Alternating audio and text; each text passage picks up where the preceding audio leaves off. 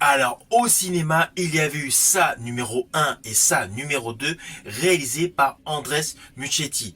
Et bien là, pour HBO Max, il y a maintenant la série créée justement par Andrés Muschietti. Et justement, hier soir, je viens tout simplement de voir le premier épisode. Alors, je vous préviens tout de suite, le premier épisode, dès son ouverture, impose un ton horrifique. Nous avons un petit garçon qui regarde sans payer donc un film au cinéma. Par un concours de circonstances, il prend la fuite, il se retrouve au bord de la route, et au bord de la route, apparemment une petite famille tranquille lui propose tout simplement de le raccompagner chez lui. Et c'est là que l'horreur commence à prendre place. Cela commence par un jeu où des mots sont épelés jusqu'à la naissance d'un monstre totalement horrifique. Alors, ne vous inquiétez pas, je n'irai pas plus loin sur les lignes scénaristiques de ce premier épisode, mais voilà.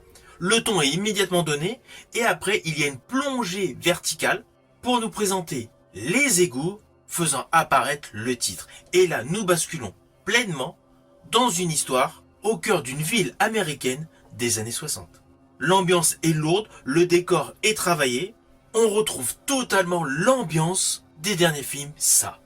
Alors au vu de l'histoire, je peux vous affirmer que la série ne veut pas refaire le film, mais rajouter des éléments d'explication et surtout un environnement horrifique et déjanté.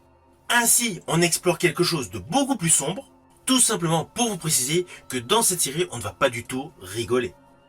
Alors l'atout principal est surtout le développement de la mythologie autour de l'entité Ça, avec la présentation d'un univers beaucoup plus vaste.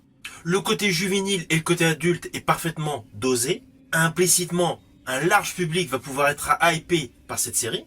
Et principalement, en ce qui concerne ce premier épisode, il pose tout simplement les règles, le ton, l'ambiance, et surtout permet une immersion totale, tout simplement dans le monde de Stephen King.